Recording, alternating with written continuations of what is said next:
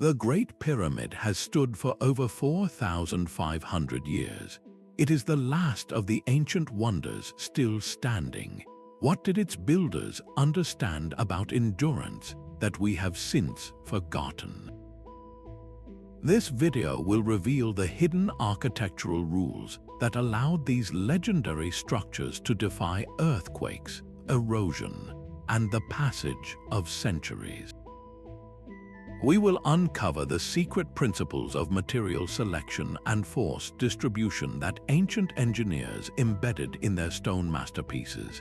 How did a simple geometric shape grant a pyramid near immortality, while a colossal bronze statue eventually fell?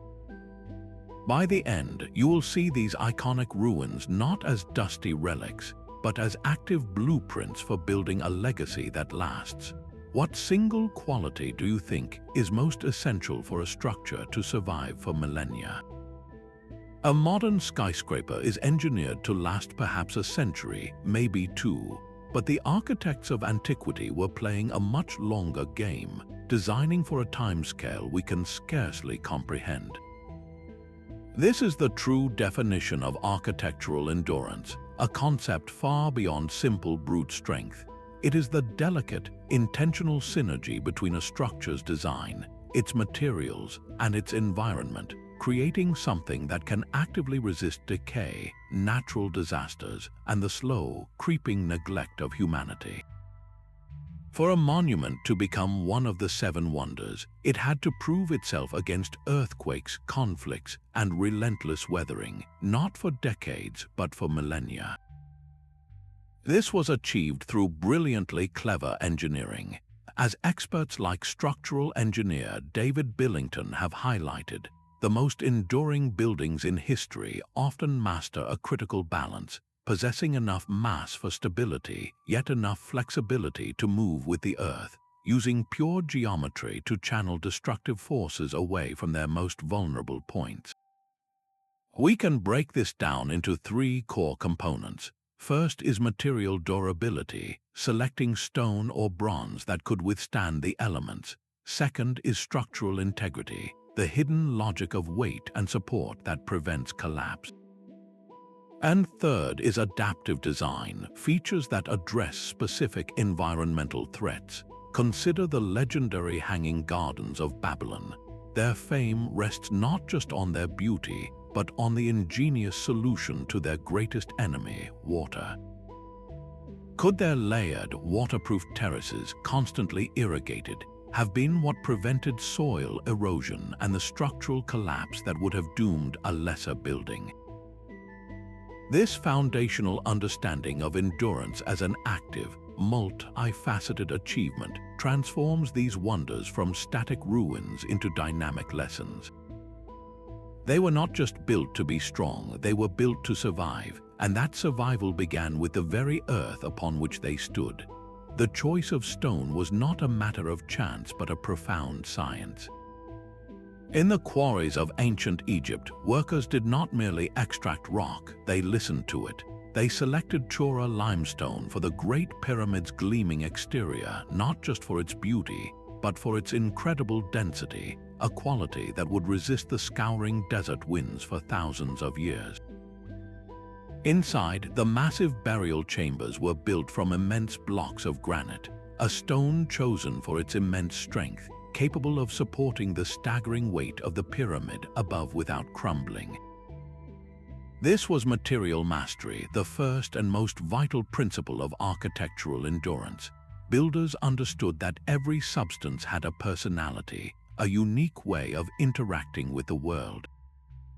They did not simply use what was nearby, they curated materials for very specific properties: hardness, weathering resistance, and load-bearing capacity. Historical records from the Greek historian Herodotus tell us that the architects of the magnificent temple of Artemis went to extraordinary lengths. They would strike blocks of marble and listen carefully to the resonant ring, a clear, high-pitched sound indicating a solid, flawless internal structure, free of the hidden cracks that would inevitably lead to failure. This meticulous selection process was their primary defense against the slow, patient work of erosion. They prioritized locally sourced, high-density stones whenever possible, understanding that a material already acclimated to the local environment would fare better over the long term. But their genius also lay in combination. They knew how to pair materials for complementary strengths. Softer stones might be reserved for the intricate carvings that told their stories, while the hardest, most resilient granite formed the unshakable foundations. Even the great Colossus of Rhodes, a statue of bronze, demonstrated this sophisticated approach. It was not solid metal, but a clever assembly of bronze plates hammered over a sturdy iron and stone frame. The bronze was chosen for its ability to withstand the corrosive salt air of the harbor, while the internal skeleton provided the necessary structural support. By mastering their resources with such intention, these ancient engineers transformed raw earth into a language of permanence, proving that a legacy's endurance is forged in the very substance from which it is born. Yet, even the most perfectly chosen stone is useless if the forces of the earth can topple it. This leads us to the next critical principle, the hidden geometry of stability. That silent language of stone found its voice in geometry. An ancient master architect would not simply draw a building, he would weave a mathematical tapestry, believing that perfect circles and sacred ratios could grant a structure the same timeless balance found in a seashell or a sunflower. For the Seven Wonders, geometric precision was far more than an aesthetic ideal. It was a profound structural necessity. Symmetry and proportion acted as silent guardians, distributing immense weight evenly and eliminating dangerous stress points that could lead to catastrophic failure. The Great Pyramid's near-perfect square base and its breathtaking alignment to the cardinal points did more than just demonstrate astronomical knowledge. This precise orientation minimized uneven soil settlement and presented a streamlined profile to the relentless desert winds, allowing those forces to slide harmlessly across its faces. Similarly, the mausoleum at Halicarnassus rose to its legendary height not as a single precarious block, but through a series of carefully proportioned tiers. Each level, from its rectangular base to its colonnaded midsection and culminating pyramid, created a stable, stepped structure that effectively anchored its immense mass to the earth. Centuries later, the Roman architect Vitruvius would codify this very idea, writing that true architectural beauty arises from harmonious proportions that reflect the balanced forms we see throughout the natural world. This principle reached its artistic peak in the statue of Zeus at Olympia. The sculptor Phidias employed the golden ratio, a mathematical relationship revered for its inherent balance, in designing the god's majestic seated pose. This was not merely for visual splendor. That specific proportion created a composition that was both physically and visually stable. Its weight distributed in a way that helped the colossal ivory and gold figure withstand minor tremors for centuries. We see this mathematical rigor again in the brilliant design of the Lighthouse of Alexandria. Its structure transitioned masterfully from a massive square base to an octagonal midsection, finally culminating in a circular top. This was not a random aesthetic choice. Each shift in shape was a calculated decision to dissipate the tremendous energy of coastal winds, guiding those forces around the structure instead of allowing them to strike a flat, vulnerable surface head-on. Through sacred geometry in their layouts, through angles calculated to redirect seismic forces, and through proportional scaling that prevented top-heavy collapses, these ancient builders encoded a secret into their work. Their wonders did not just stand against time, they stood in perfect, whispering balance with it. But even the most perfect geometric form must contend with a living, moving earth, leading to the most brilliant innovation of all, the art of building with flexibility. True strength is not always visible, for it begins deep in the dark, silent earth. While we marvel at the soaring columns and polished stone of the ancient wonders, their most critical innovations lay hidden beneath the ground, in foundations engineered to outlast ages. This was the art of building deep roots, a practice where ancient engineers prepared the earth itself to become an unshakable ally. They understood that a structure's longevity depended entirely on this unseen partnership between the built and the born, between carved stone and the living ground. The Great Pyramid offers a masterclass in this principle. Its builders did not simply place the pyramid on the desert. They painstakingly leveled the underlying bedrock to a near-perfect flatness, creating a foundation so precise that it distributed the monument's unimaginable weight with perfect, uniform pressure. This prevented any one section from sinking more than another, a flaw that would have caused catastrophic cracking over the centuries. But what happened when the chosen site was not solid rock, but something far more treacherous? The magnificent temple of Artemis was constructed on a marsh, a seemingly foolish location for a building intended to stand forever. Yet its architects turned this weakness into a strength. Historical accounts from Pliny the Elder describe a brilliant foundation layered with charcoal and compacted sheepskins. This was not mere filler, it was an ancient geotechnical solution. The charcoal absorbed moisture, while the wool layers created a flexible, draining mat that distributed the temple's colossal weight evenly across the unstable ground, preventing it from slowly sinking into the earth. Archaeologist Jean-Pierre Adams' research confirms that this over-engineering of the base was a common and deliberate strategy. Builders would often construct raft foundations, wide platforms of stone that acted like snowshoes, spreading the load over a much larger area of soil.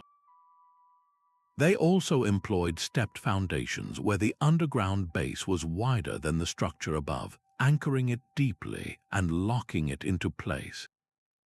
Even the mighty Colossus of Rhodes, standing astride the harbor entrance, relied on a base filled not with solid rock, but with a carefully packed mixture of stones and rubble. This loose fill acted as a primitive but highly effective shock absorber, allowing the foundation to shift and settle slightly during an earthquake without transmitting destructive forces up into the bronze giant above. This profound understanding that a monument must be allowed to breathe, to move with the earth rather than rigidly fight against it, was their ultimate secret.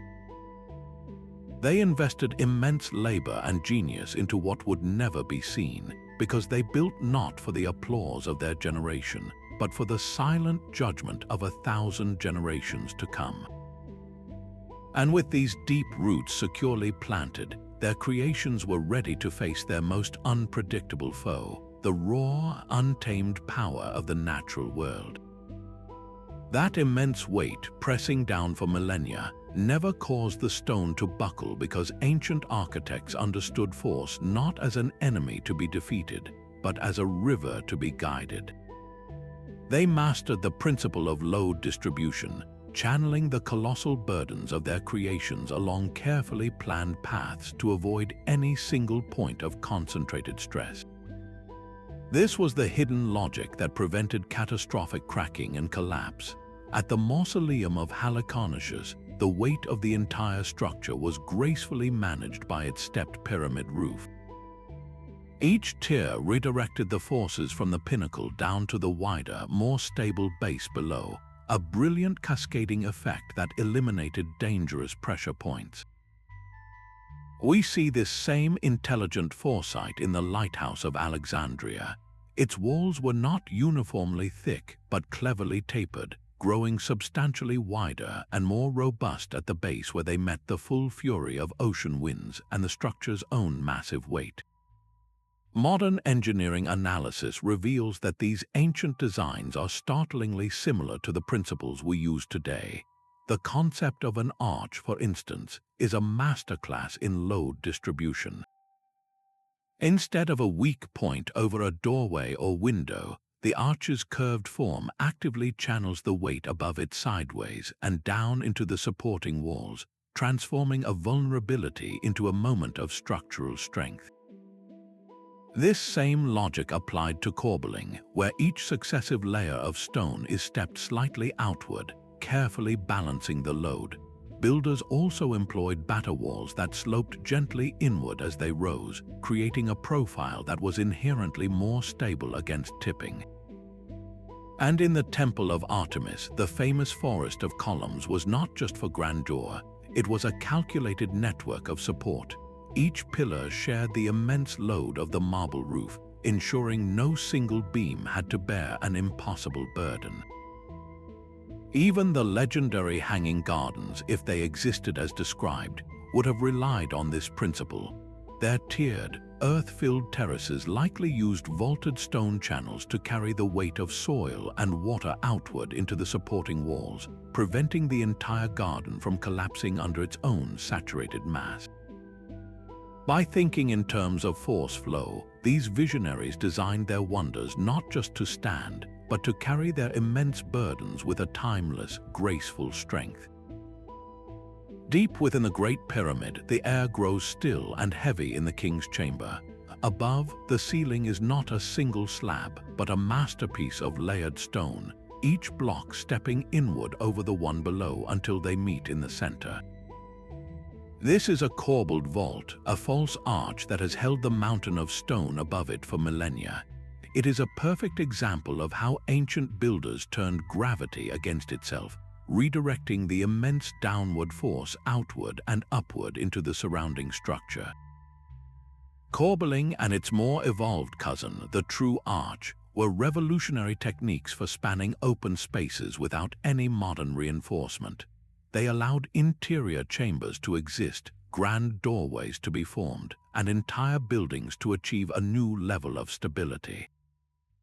The principle was one of redirection. A load pressing down on the peak of an arch does not simply fall through the empty space below, it is transformed. The force travels along the curve of the arch, channeled sideways into the sturdy walls or abutments on either side.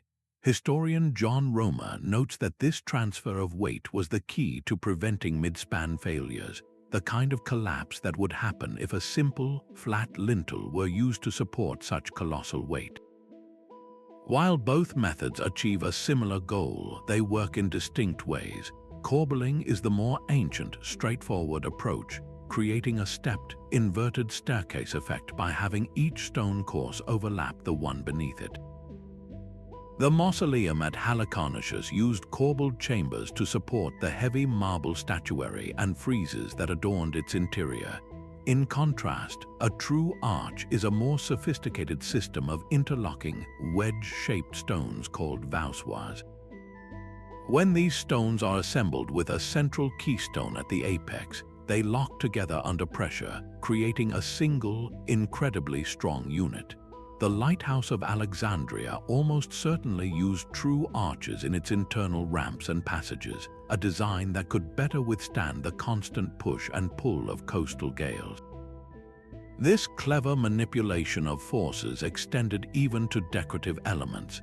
Cantilevered balconies appearing to float in space were often supported by hidden corbelling within the walls.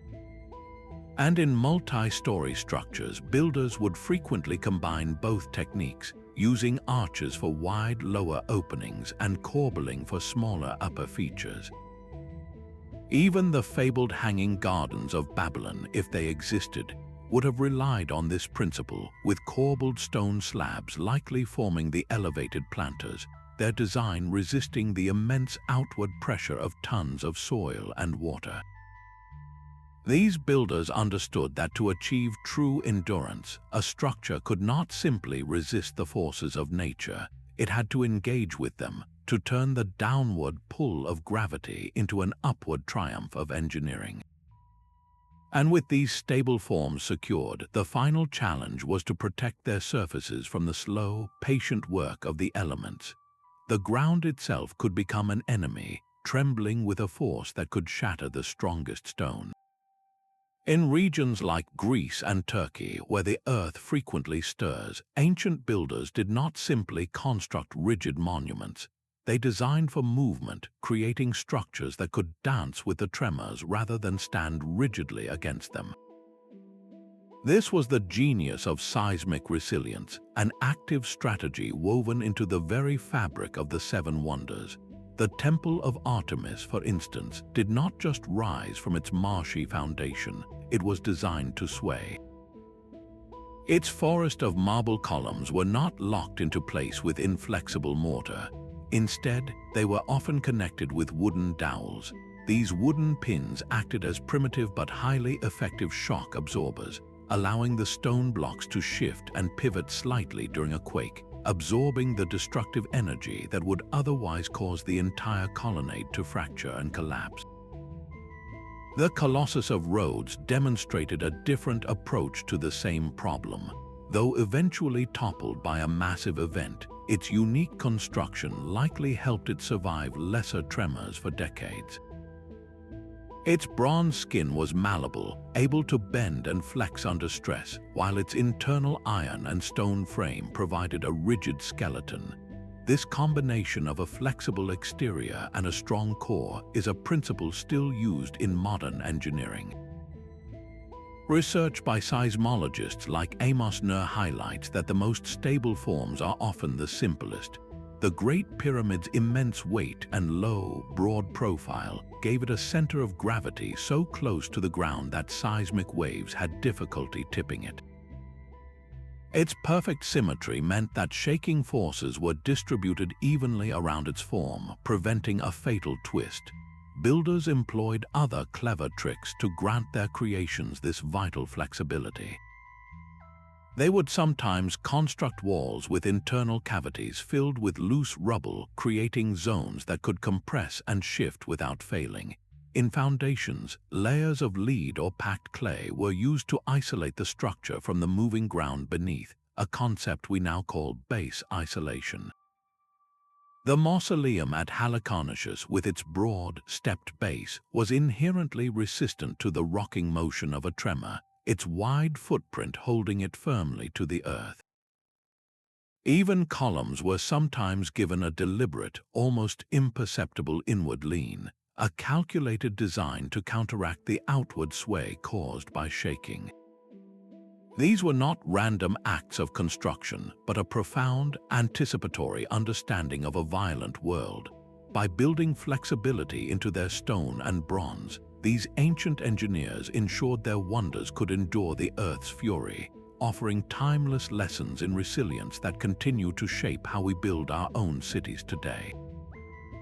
A polished marble surface gleaming under a Mediterranean sun did more than just inspire awe. It was a brilliant defense against the elements.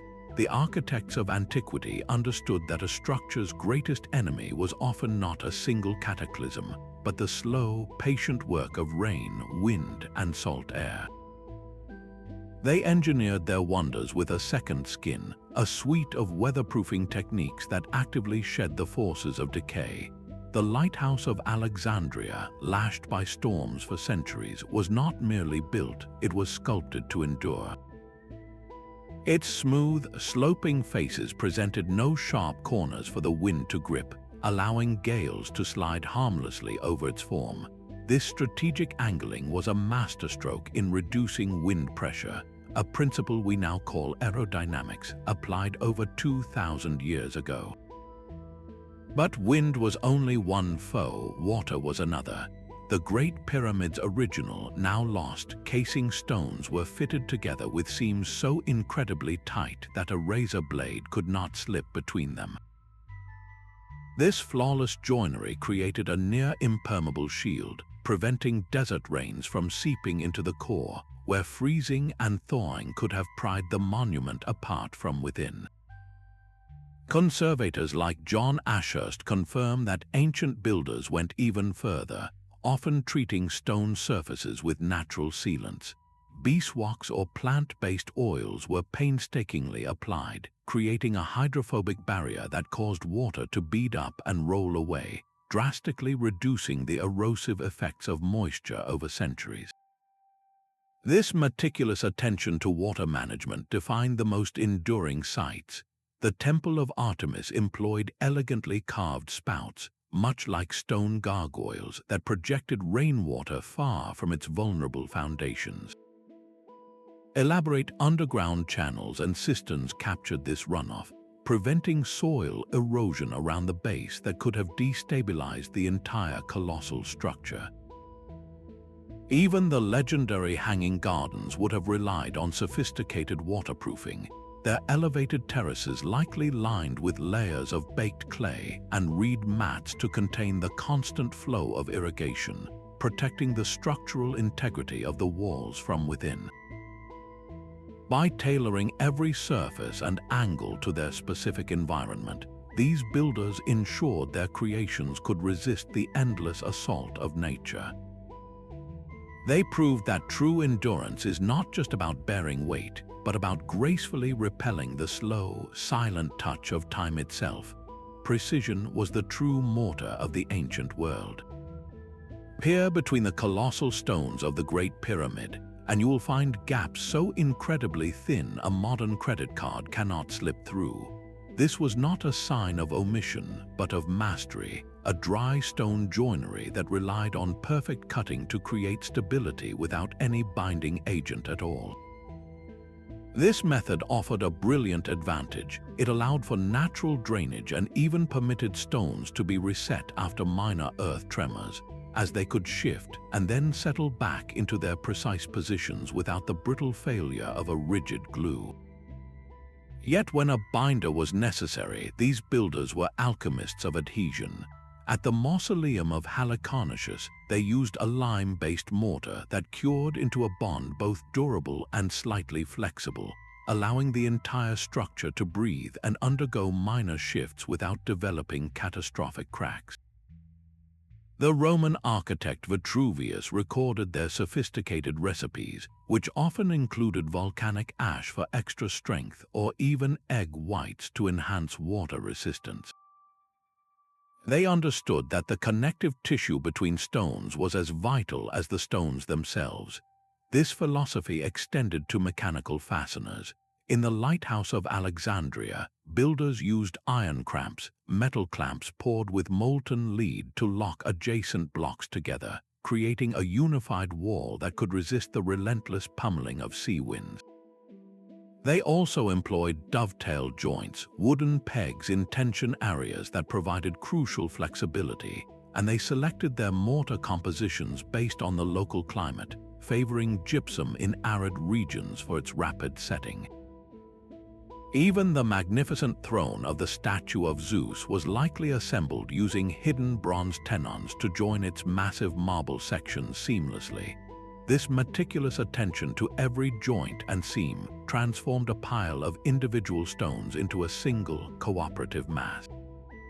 Each connection, whether a friction fit of perfect geometry or a chemically engineered bond, was a small promise of endurance, ensuring the whole structure could move, settle, and withstand as one immortal entity. A structure's greatest test was not a single storm or quake, but the relentless daily dialogue with its surroundings. The most brilliant designs were not rigid declarations, but listening entities shaped by the whispers of the wind and the lessons of past failures. This was adaptive design in its purest form, a philosophy that treated a building as a living system in constant evolution with its environment. The Lighthouse of Alexandria stands as a perfect example. Its architects did not merely build a tall tower, they engineered a response to the coastal elements.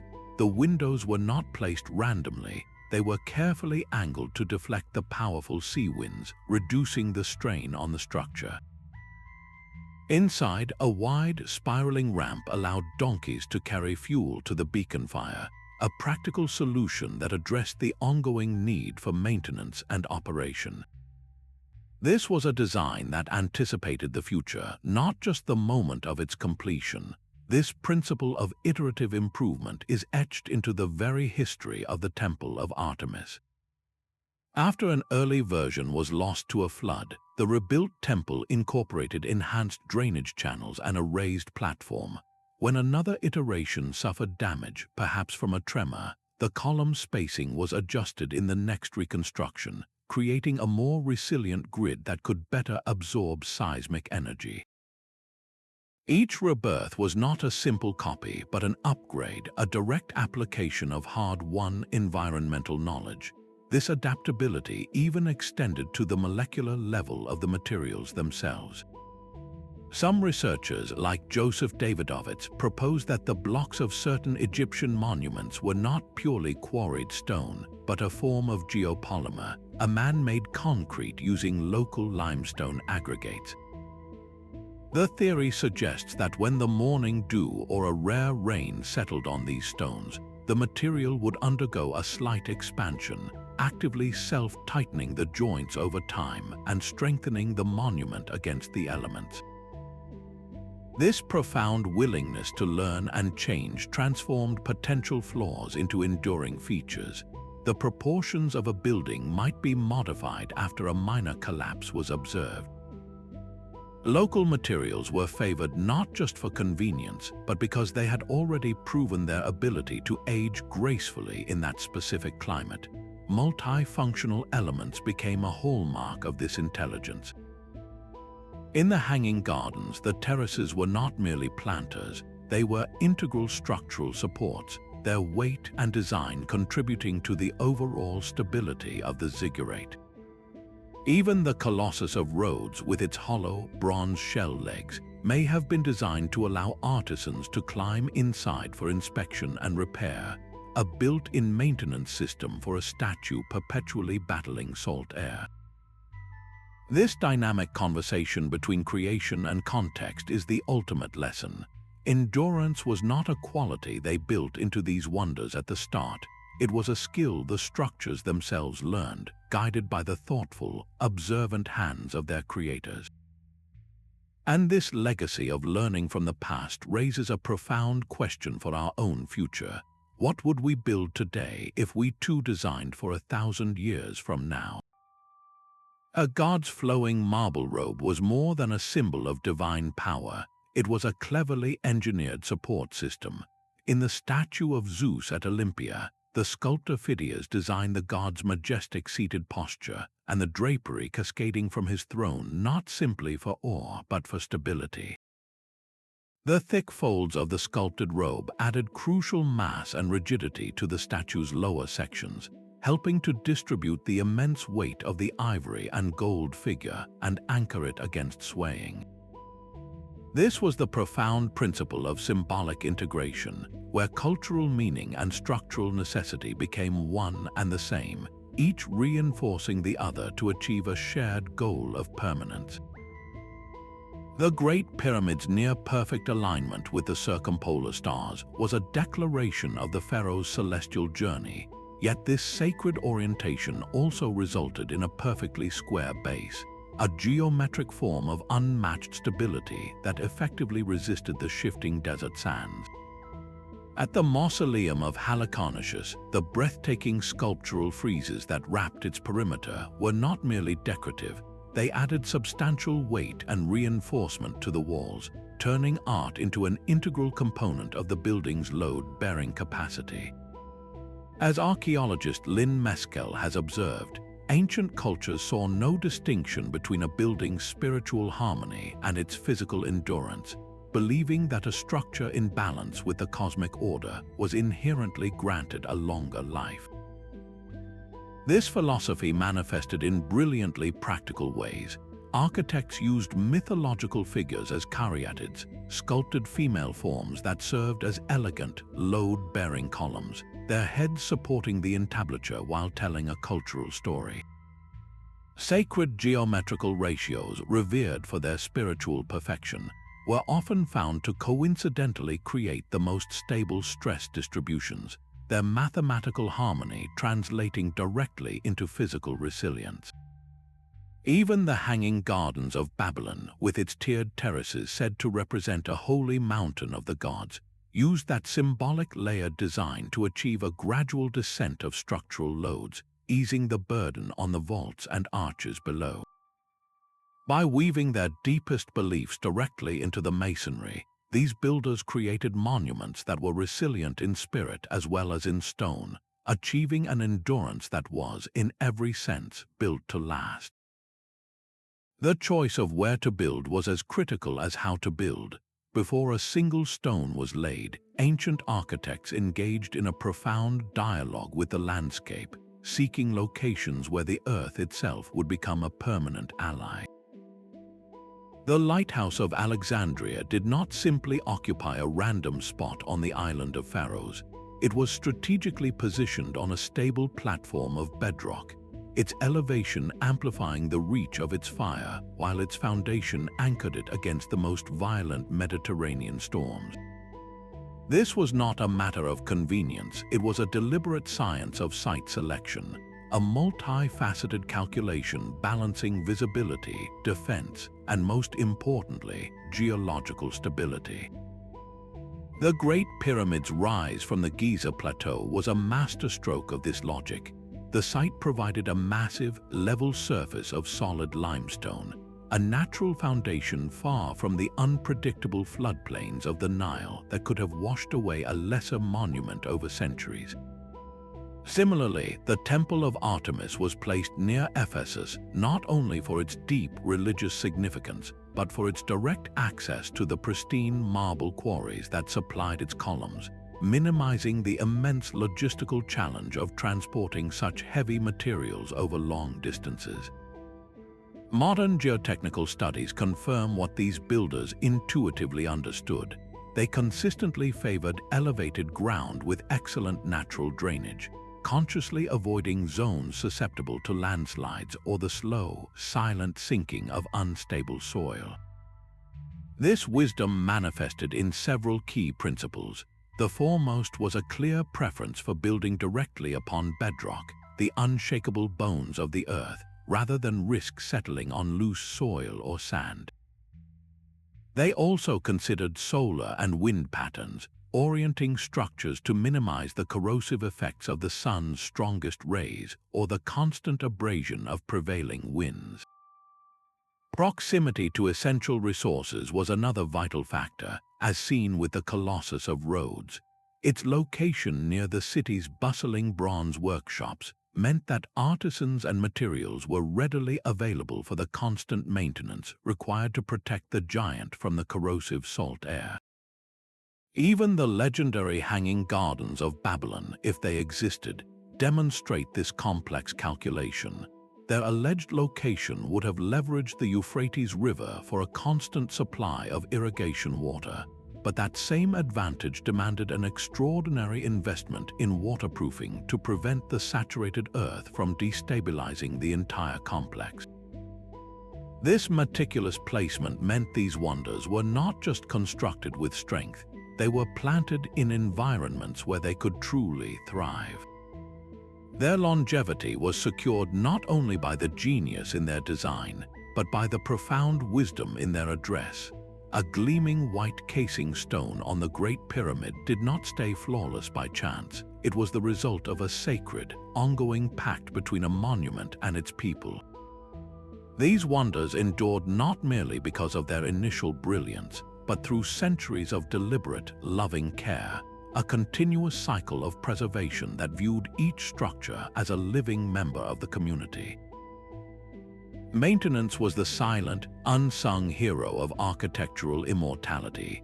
Historical accounts from geographers like Strabo tell us that the Temple of Artemis was not just rebuilt after catastrophic fires, it was subject to a regular rhythm of cleaning and reinforcement, funded by wealthy patrons and city treasuries who saw its splendor as essential to their identity.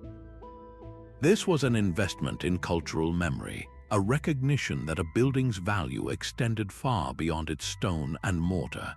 Expert conservators note that these ancient repairs were performed with remarkable foresight.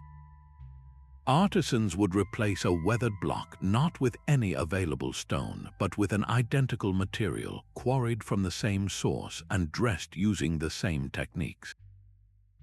This meticulous compatibility ensured the new piece would age in harmony with the old, preventing differential weathering that could create new weaknesses.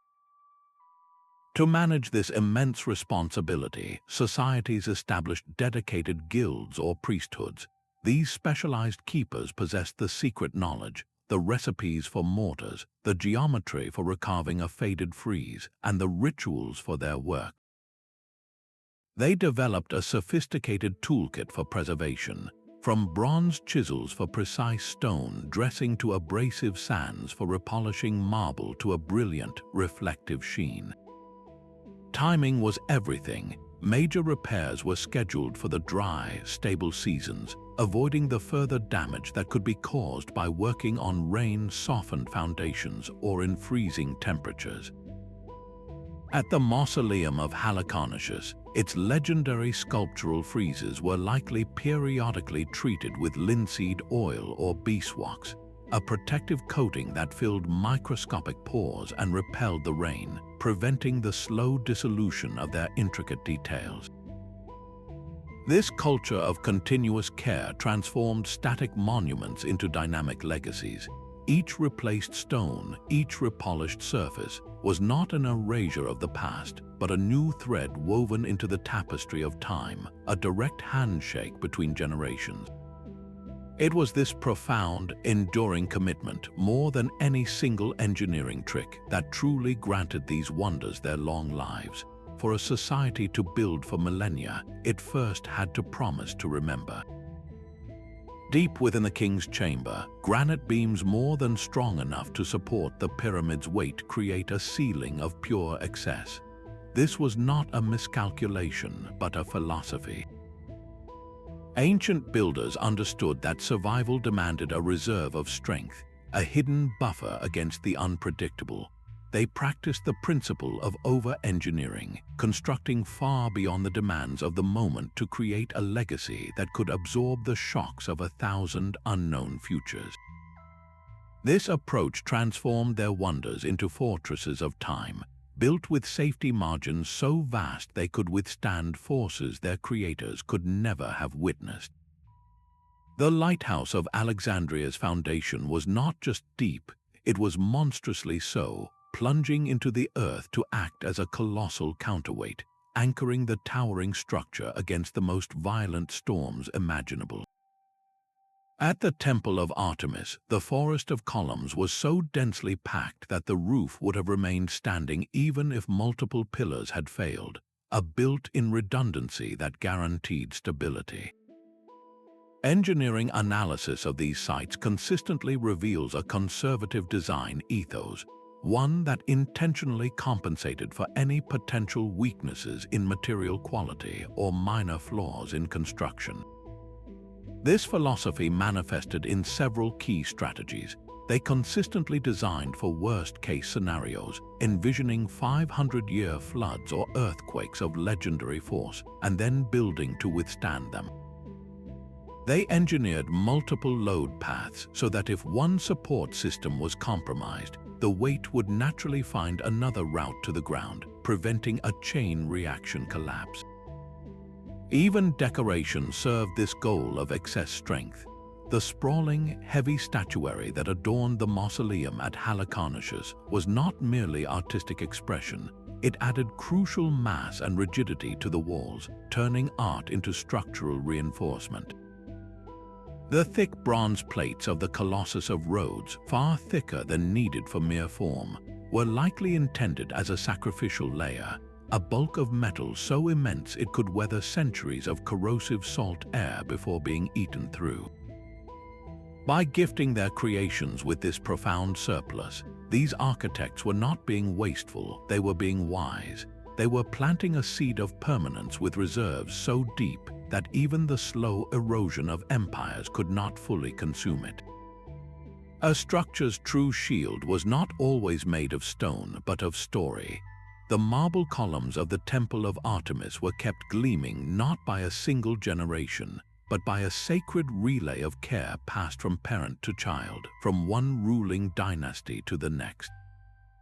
This was cultural continuity, the invisible architecture that protected these wonders long after their original builders were gone. For a monument to survive for millennia, it had to remain deeply relevant, woven into the fabric of society's identity, faith, and economy. This ongoing relevance guaranteed that collective effort and resources would always be directed toward its preservation. Successive Egyptian pharaohs, for instance, saw the Great Pyramid not as a relic of a dead king, but as a foundational pillar of their own cultural legacy, personally funding repairs to its white limestone casing to maintain its divine perfection. At Olympia, the statue of Zeus was more than a masterpiece. It was a pilgrimage destination. The steady stream of devoted visitors brought offerings and donations that created a perpetual restoration fund, ensuring the ivory and gold figure could be maintained for centuries. As historian Mary Beard has observed, structures that became permanently tied to enduring belief systems or thriving commercial networks possessed a far greater chance of surviving periods of conflict or neglect. This societal embrace manifested in several powerful ways. Many wonders were integrated directly into annual religious rituals that mandated their physical cleansing and repair, turning maintenance into a sacred duty. Others functioned as vital economic hubs. The Lighthouse of Alexandria was so crucial to the prosperity of Mediterranean trade that its keepers and maintenance crews were paid from the state treasury, its flame an investment in the entire kingdom's wealth. Perhaps most brilliantly, the precise techniques for their construction and upkeep were often recorded in sacred texts or temple archives, preserving this specialized knowledge for future generations against the ravages of time and forgetfulness. By embedding their monuments so deeply into the heart of daily life, these ancient cultures achieved something remarkable. They transformed inert stone and mortar into living, breathing legends, where the simple, powerful act of remembering became the most durable material of all. That white marble, gleaming under the Turkish sun, was a child of the very land it crowned. The builders of the mausoleum at Halicarnassus did not have to look far for their materials, quarrying brilliant white marble and durable volcanic stone from regional sources. This was a deliberate strategy, not just a matter of convenience. By using local resources, they ensured that the stones were already acclimated to the Mediterranean climate, its intense heat and seasonal humidity. A block of marble taken from a nearby quarry had spent eons developing under those exact conditions, its crystalline structure settled and stable. Over time, these local stones would develop a protective patina, a thin, hardened surface layer that acted as a shield against further weathering, and they would settle into the structure without the dramatic shifting that could plague foreign, incompatible materials. Even the Great Pyramid, while sheathed in fine Tura limestone brought from afar, drew its massive core from the Giza Plateau itself. This meant the heart of the pyramid was in perfect geological harmony with the ground it stood upon, both born from the same bedrock, expanding and contracting as one with the temperature changes of the desert. Geologists who study these sites note that this local sourcing gave builders a crucial advantage. They understood the long-term weathering properties of the stone. They could anticipate how it would wear over centuries and plan their maintenance accordingly. This philosophy extended to every element of construction. Builders selected timber for scaffolding and internal supports from native forests, woods that were naturally resistant to local pests and rot. They mixed their mortars using the very clay and sand from the construction site, creating a binder that adhered perfectly because it was chemically and physically matched to the environment. In Mesopotamia, the legendary hanging gardens would have almost certainly leveraged a locally abundant resource, bitumen. This natural tar, readily available from seeps in the region, provided a brilliant, impermeable layer for waterproofing the garden's terraces against the constant flow of irrigation water. By rooting their creations so deeply in the substance of their surroundings, these architects did not simply place a building on the land. They allowed the land to rise up and become the building. creating a monument naturally equipped to face the unique challenges of its home for 1,000 years. A master architect did not see numbers and nature as separate realms, but as a single, unified language of creation.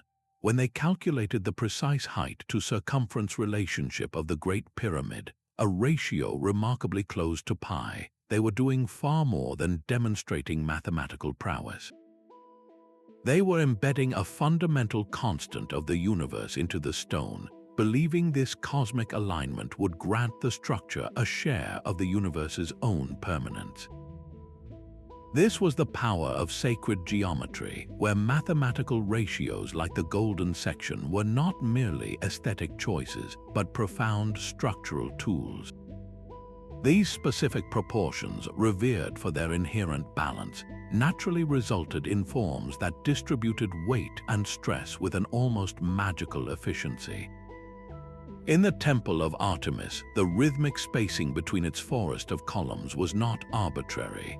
It was calculated to break up harmonic vibrations during an earthquake, preventing the entire colonnade from swaying in a unified, destructive rhythm that could bring it all down.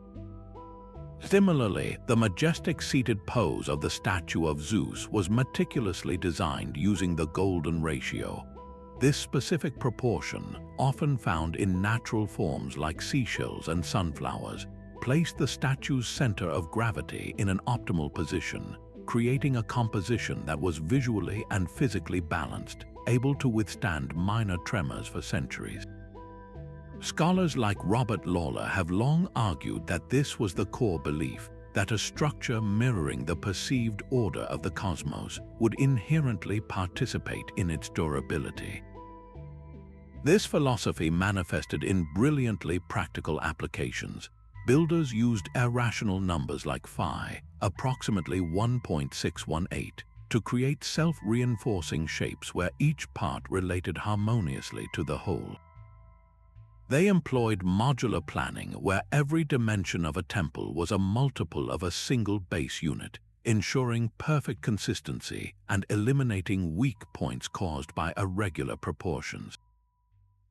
They even designed curves based on conic sections, the elegant arcs found in nature, to gracefully redirect forces. The gentle, strategic taper of the Lighthouse of Alexandria, for instance, may have followed the form of a logarithmic spiral, a shape that naturally deflects wind and distributes its pressure evenly across the entire surface. This was not just math for math's sake. It was a fusion of calculation and craftsmanship that produced forms which felt eternally right, as if the stones themselves were listening to a silent, universal music of stability, a harmony that the universe itself seemed inclined to preserve. A razor-thin gap between two stones could be the difference between a structure that stands for centuries and one that crumbles in a generation. This was the realm of the master artisan, where human skill became the invisible mortar holding eternity together. In the workshops of Rhodes, craftsmen did not merely hammer bronze into shape for the colossus, they coaxed it. Each plate was hand-worked to fit its neighbor with a precision that left no room for the elements to creep in. These seamless joints were not just for beauty, they were a primary defense, eliminating the tiny crevices where moisture could gather and begin its slow, corrosive work.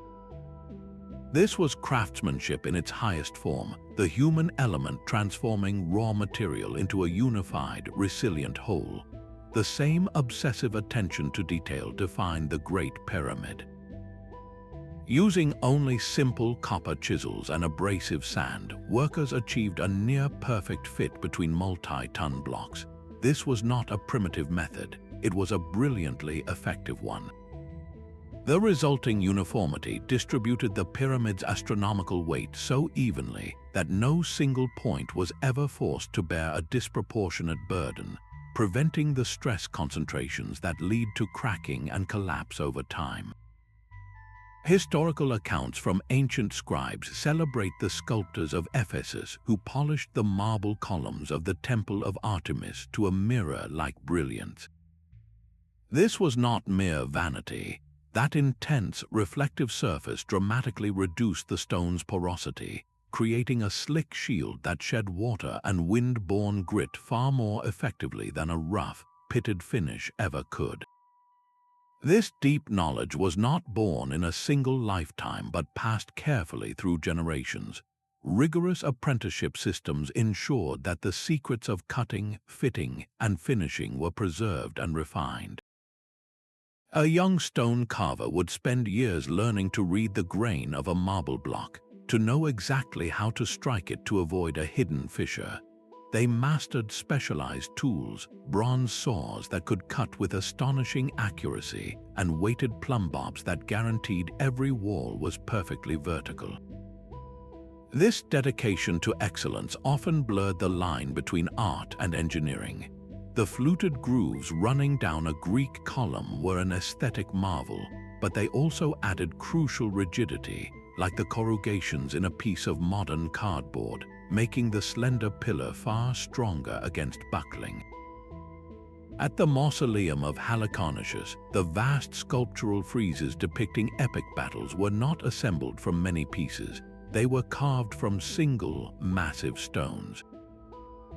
This eliminated the weak joints that would have been the first to fail under seismic stress, turning a narrative artwork into an integral component of the wall's strength.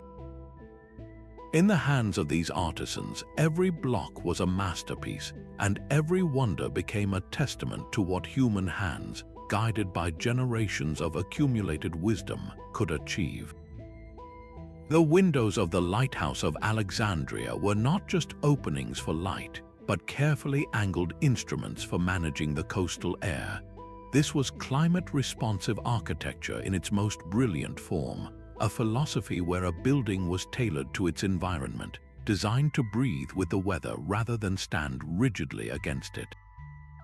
These ancient engineers spent generations observing seasonal winds and sun paths, embedding that deep environmental knowledge directly into their blueprints. They understood that a structure's longevity depended on its ability to regulate temperature and moisture from within. The lighthouse's strategic window placement likely harnessed the prevailing sea breezes, creating a natural ventilation system that swept out the damp, salt-saturated air that could otherwise corrode its internal stone and metalwork over centuries. This principle of working with the climate was applied universally. In the scorching Mesopotamian sun, the legendary Hanging Gardens of Babylon used its terrace design to create shaded microclimates. Each level protected the one below from direct sunlight, while the constant evaporation from the lush vegetation would have naturally cooled the entire structure, a passive air conditioning system built from soil and plants.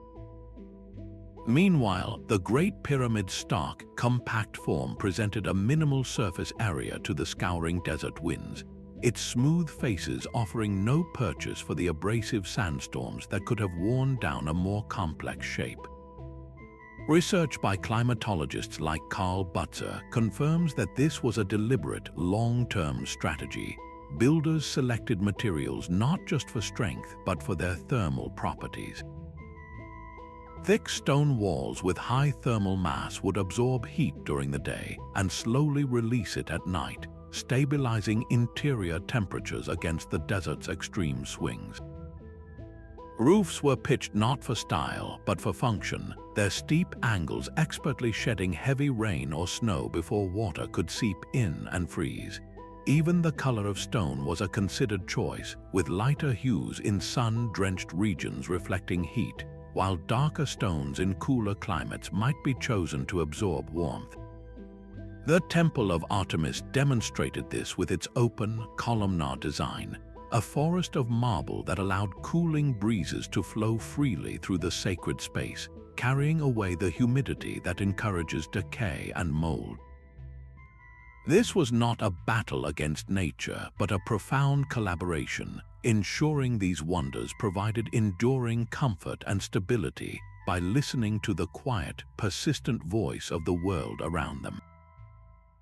These architectural secrets could not be contained within one city's walls. The true endurance of the Seven Wonders lay not just in their stone, but in the living river of knowledge that carried their principles across generations and empires. Picture a master engineer in Alexandria, carefully unrolling a papyrus scroll that details the precise foundation depth of the great lighthouse. This scroll, copied by scribes, would travel along trade routes, its wisdom studied in Athens and later in Rome, preserving a blueprint for survival long after the original architect was gone. This was the legacy of engineering knowledge, a cumulative tradition where each wonder stood upon the architectural shoulders of those that came before. The transmission happened through three vital channels: hands-on apprenticeships, meticulously kept written texts, and the silent, enduring lessons of the monuments themselves. In the royal workshops of Egypt, young builders learned through a master-apprentice system, spending years mixing mortars and dressing stone under a watchful eye, ensuring that the precise techniques for creating seamless joints were passed down without dilution. These methods did not remain static. The ingenious use of ramps and pulleys perfected at the Great Pyramid was later refined by Greek engineers to lift the massive marble blocks of the mausoleum at Halicarnassus. Centuries later, Roman builders would adopt and adapt Egyptian recipes for their own revolutionary concrete, studying the enduring bonds that held ancient temples together. As historian Trevor Hodge has noted, bustling trade routes became invisible highways for architectural innovation, facilitating the exchange of techniques like the use of metal clamps from Anatolia, which then appeared strengthening the stonework of Greek temples. To formalize this knowledge, schools of architecture were established, like the legendary Per Ankh or House of Life in ancient Egypt, where principles of geometry and load-bearing were systematically taught. Builders also understood the value of recording not just their successes, but their failures. Chronicles and temple records often noted structural collapses or flood damage, ensuring that future architects learned from these mistakes. Before committing to a colossal project, they would frequently test their designs through detailed scale models.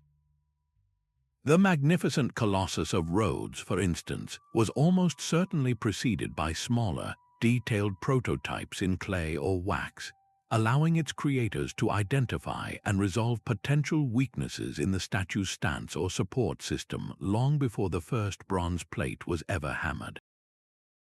This relentless, cross-cultural sharing of insight meant that the secret to building for millennia was never lost, only refined, creating an unbroken chain of understanding that itself became the most enduring wonder of all. Ornate carvings on the throne of Zeus were far more than decoration. They were hidden buttresses channeling the statue's immense weight into a stable foundation. This seamless marriage of beauty and strength was a defining genius of the ancient world, where every aesthetic choice served a vital, physical purpose. The legendary sculptor Phidias understood that the intricate scenes of myth adorning the throne were not merely for storytelling. They added crucial mass and rigidity to the structure, transforming art into an integral part of the support system. This principle was everywhere. The fluted grooves running vertically down a Greek column created a breathtaking play of light and shadow, but they also acted like the corrugations in cardboard, adding immense strength and rigidity to prevent the slender marble from buckling under the massive stone entablature above. These grooves also served a clever maintenance function, as their vertical lines helped to mask the inevitable fine hairline cracks that appear in stone over centuries, preserving the column's appearance of flawless perfection. Even the grand spires and obelisks of antiquity, reaching for the heavens, performed a practical duty. Their pointed metal finials, often gilded, acted as primitive lightning rods, intentionally attracting and safely grounding electrical strikes that would otherwise shatter the stonework. The elaborate bas-reliefs covering the walls of the mausoleum at Halicarnassus did more than depict epic battles. they added substantial thickness and reinforcement to the masonry without the visual bulk of a plain, thick wall. This is what architect Christopher Alexander meant when he described timeless buildings as places where every detail, no matter how beautiful, serves a concrete purpose. The smooth, angled sides of the Great Pyramid created its iconic, timeless silhouette, but that very shape was its primary defense, allowing desert winds to slide effortlessly over its surface and minimizing erosion. At the Lighthouse of Alexandria, the intricate mirrored chamber that housed the Great Beacon was a masterpiece of polished bronze, a dazzling artistic achievement that also functioned as a highly effective optical system, focusing and projecting the fire's light far out to sea. This profound unity meant that preserving the wonder's beauty was synonymous with preserving its structural health. A society would be compelled to maintain the gleaming marble and gold not just for art's sake, but because that splendor was the structure's armor, its soul and its strength woven from the same enduring thread. A single ruler's ambition could command the labor of an entire nation for generations. Pharaoh Khufu did not merely order a tomb, he mobilized the entire Egyptian economy, redirecting a river of grain, gold, and human skill toward a single point on the horizon for decades. This was political will made manifest, the raw power of a state harnessed to create something that would outlive its own civilization. Without this absolute top-down commitment, none of the wonders would have risen from the ground, for they required a continuity of purpose that transcended any single human life. The mausoleum at Halicarnassus stands as a testament to this very principle. It was Queen Artemisia's profound dedication to her husband's memory that opened the royal treasury, funding the most brilliant sculptors and architects of the age to ensure his legacy was carved not in wood, but in the most enduring marble and bronze. Similarly, the Ptolemaic dynasty in Egypt understood that the Lighthouse of Alexandria was not an expense, but an investment. By pouring vast resources into its construction, they secured their dominance over Mediterranean trade routes, turning a beacon of stone into a pillar of economic and political power. Historian Dieter Arnold's research into ancient megaprojects reveals how these endeavors often served a dual purpose, creating an eternal symbol while simultaneously centralizing state control and unifying the population under a grand, shared mission. This funding flowed from specific, powerful sources. Conquered lands paid tribute that was directly funneled into quarrying and transport. Taxes on trade and agriculture created a continuous budget for the armies of skilled workers, engineers, and artisans whose coordinated labor allowed for both rapid and precise construction. But the political commitment did not end when the last stone was set. Rulers enacted sacred laws to protect these monuments from vandalism or the common practice of stone robbing, where later generations might dismantle an old building for new projects. The Temple of Artemis provides a powerful example of enduring political patronage. After a devastating fire, it was Alexander the Great himself who pledged to fund its reconstruction, seeing its restoration as a way to align his own legacy with one of the ancient world's most revered sites. This top-down support system provided the stability, resources, and long-term vision necessary to transform a king's personal glory into our shared, universal heritage. That silent dialogue between a structure and its environment ultimately decided which wonders would become legends and which would become memories. Place a model of the Great Pyramid beside a model of the Colossus of Rhodes, and you witness a stark lesson in endurance. One is a mountain of solid geometry, the other a slender giant of artful bronze. Their fates were not accidents, but the logical outcome of their fundamental designs. The pyramid's immense weight, distributed over its wide, unshakable base, gave it a stability that was almost immutable. It had no internal chambers large enough to weaken its core, no delicate limbs to snap under stress. Its form was its function, a lesson in sublime simplicity.